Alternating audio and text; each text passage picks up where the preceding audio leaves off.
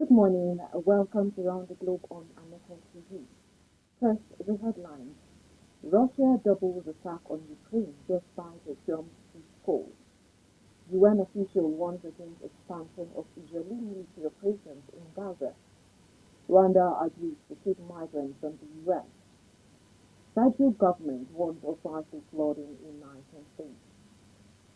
Anglican Church in Nigeria cut ties with Wales over lesbian archbishop.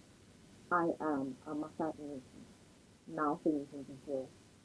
Russia has more than doubled the number of drones and missiles fired towards Ukraine since President Donald Trump returned to the White House in January, a BBC verified analysis has found, despite his calls for ceasefire. Attacks had already been rising under former President Joe Biden in 2024, but climbed sharply after Trump's election victory in November. Since he returned to office in January, recorded aerial attacks on Moscow have reached the highest levels of the war. Throughout his campaign, Trump vowed to bring an end to fighting in just one day if he returns to office. He claimed during his 2024 campaign that Russia's full-scale invasion of Ukraine could have been averted had the president, through the Kremlin respected, held office. However, in his efforts to achieve a ceasefire, he has been accused at times of favoring Russia by critics, and his administration has paused delivery of air defense munitions and other military supplies to Ukraine on two separate occasions. Meanwhile, President Donald Trump's trusted foreign envoy, Mr. Steve Witkoff, landed in Moscow early today after the Kremlin requested a meeting with him in a last-ditch effort to avoid the punishing new sanctions Trump has threatened to impose this week. Mr. Witkoff, who was greeted at the airport by Russia's investment envoy Kirill Dmitriev, is expected to meet various Russian officials during his visit, including potential forces President Vladimir Putin amid Russia's ongoing war in Ukraine. Whether Putin can convince Witkoff and by extension Trump that he is interested in ending the war is an open question. Trump has cast doubt on Putin's willingness to stop the fighting and appears wary of being strung along by a leader he now openly distrusts. To Israel. The United Nations Assistant Secretary General for Europe, Central Asia and the Americas, Mr. Miroslav Jenka, has warned there would be catastrophic consequences if Israel expands its military operations in Gaza.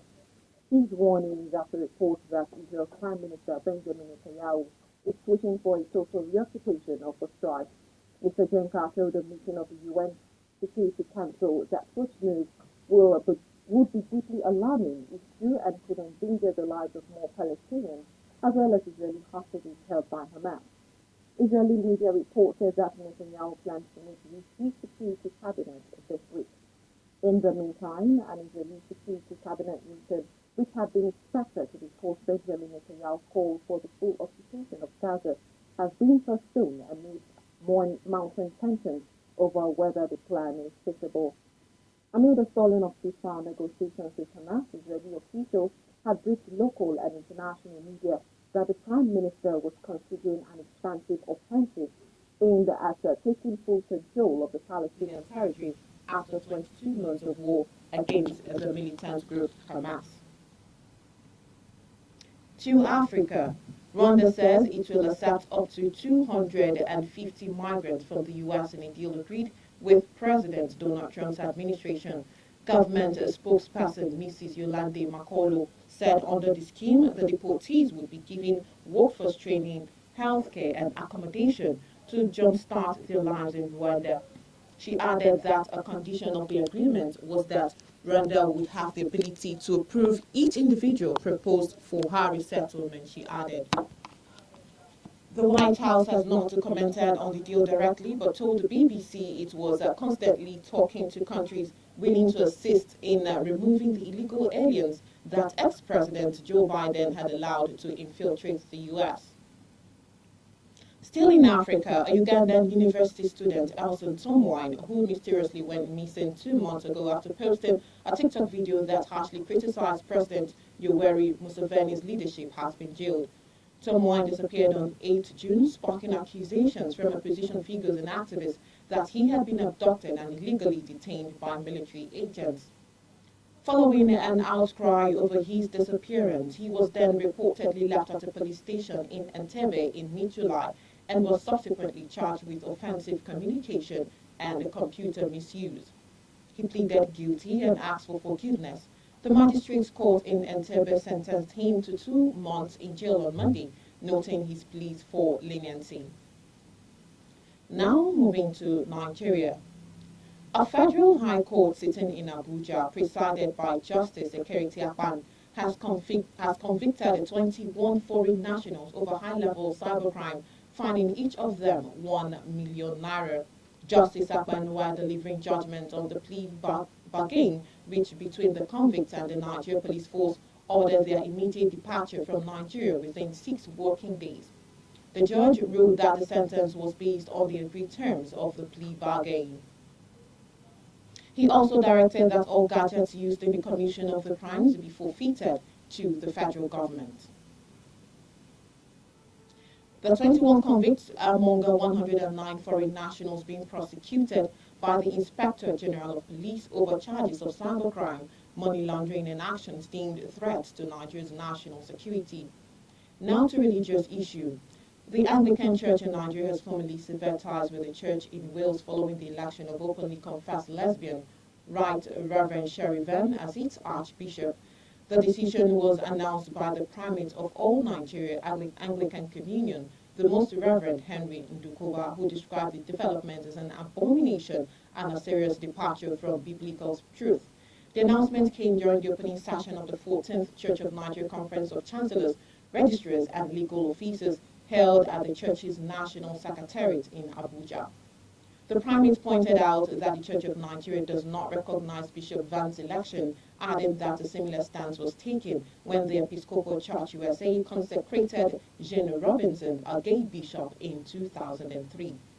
The Primate emphasized that the Church of Nigeria is more resolute and committed to its stance against homosexuality and the heretical teachings of the Communion, adding that what they call wisdom and culture is an abomination before God.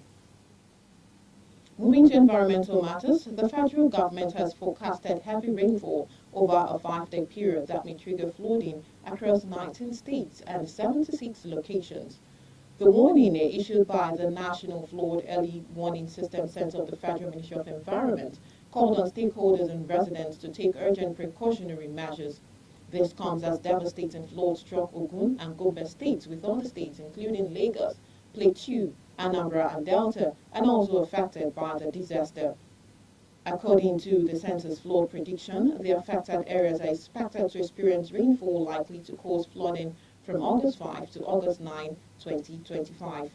The predicted states are Akwa Ibom, Bauchi, Ebonyi, Cross River, Nasarawa, Benue, Kaduna. Others are Kebbi, Kano, Niger, Taraba, Jigawa, Yobe, Zamfara, Sokoto, and Gombe. In the meantime, the First Lady, Senator Oluremi Tinubu, yesterday donated 1 billion naira, 2,000 bags of rice, clothes, shoes, and other relief materials to victims of natural disasters and insecurity across Niger State. The donation, which the First Lady made through her Renewed Hope initiative, was presented to victims of floods, bandit attacks, build mishaps, and fire outbreaks across the state. Mrs. Tinubu made the donation at the government house in Mina, where she was received by Niger State Governor Mohammed Umaru Bago and members of the State Executive Council. Also, the First Lady and National Chairman of Renewed Hope Initiative, Senator Oluremi Tinubu, has presented 500 million naira cash to victims of last week's flood disaster in Yola, the Adamawa State capital. The First Lady, through the Renewed Hope Initiative, announced the cash donation and the 100 bales of Ankara fabrics, as well as some other essentials to the flood victims during a ceremony at the government house in Yola yesterday. Represented by wife of the Vice President and National Vice Chairman of the Renewed Hope Initiative, Hajiya Nana Shatima, Senator Tinubu said the donations were an expression of goodwill to the government and people of Adamawa State. To some security matters, the Commandant General of the Nigeria Security and Civil Defense Corps (NSCDC), Professor Ahmed Adi, has tasked its officers on attaining a mandate and ensuring proactive operations within Enugu State. Professor Adi gave the task while declaring a week-long 2025 middle engagement retreat. Correspondent Chidima Ikemede tells us more.